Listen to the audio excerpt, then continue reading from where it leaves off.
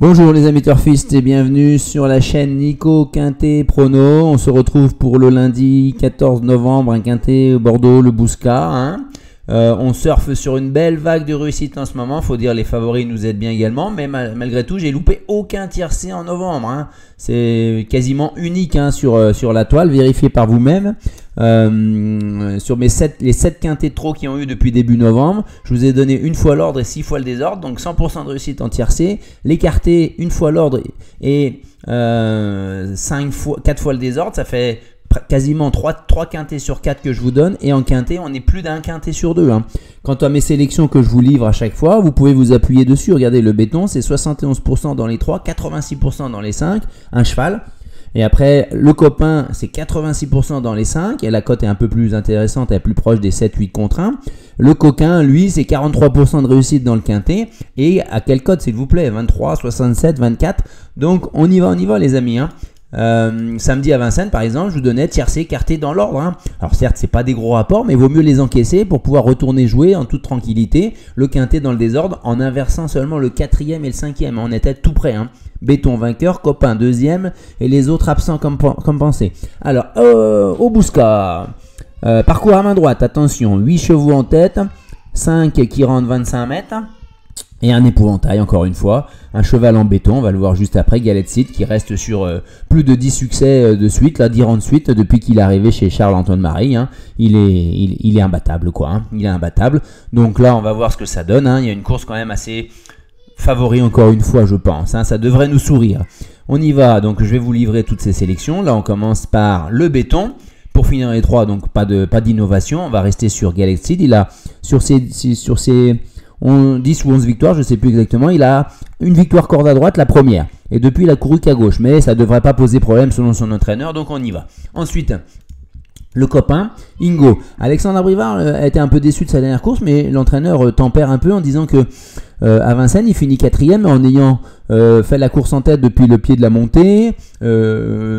Après avoir eu un petit break parce qu'il avait un petit souci de santé, il fait bon 4e quand même. Là, en province, corde à droite, c'est 2 sur 2 et 2 victoires en 2 courses à Caen et à Strasbourg.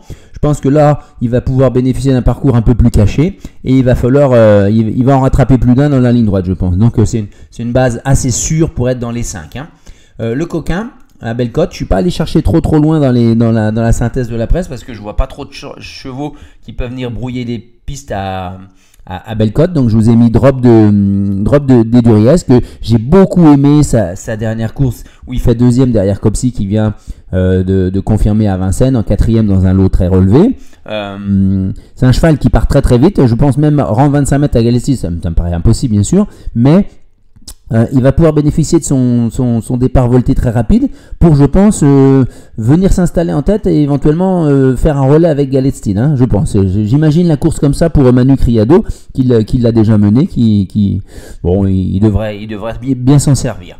Voilà. La déception, pas facile. Massive Attack, je vois pas peu de chance. Donc on y va là-dessus. Par contre, le fantôme, j'en élimine 3. Qui ont des émojis rouges, Gloire des Loyaux, Depad et Esperanza Idol. Voilà. Donc mon jeu combiné. Donc on va partir avec bien sûr Galetzit en tête avec Anthony Barrier.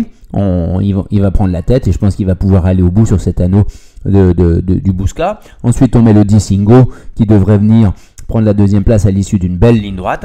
Le 12 Drop des Duriez qui devrait pouvoir s'accrocher au basque de Galetzit et finir dans le tiercé. Le 13 Fakir Mérité qui a fait une très belle ligne droite derrière Drop des Duriez, justement où il venait de plus loin, il a été gêné. Là, je ne sais pas qui est-ce qui va pouvoir le ramener, mais bon, il aura voilà, sa place, elle est là, elle est dans les 3, 4e je pense.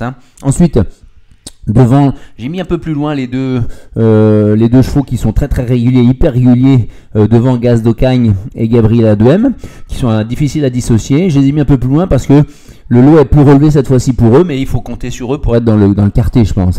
Voilà. Ensuite, le 5, et prendre Frika, qui vient de finir 4e de Galetzit sans aucune chance de revanche possible. Elle était derrière les 2 Marmion et Hokkaido Giel.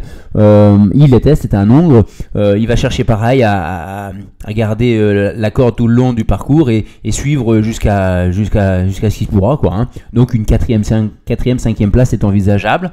Et enfin, en 8e cheval dans la sélection, à défaut de trouver un cheval qui est prêt, j'ai choisi Flamme Vive sur sa classe. Même ferré, même au 25 mètres, le lot est un peu creux, rien ne peut l'interdire de faire 5e avant de faire une belle perf ensuite à Vincennes. Hein.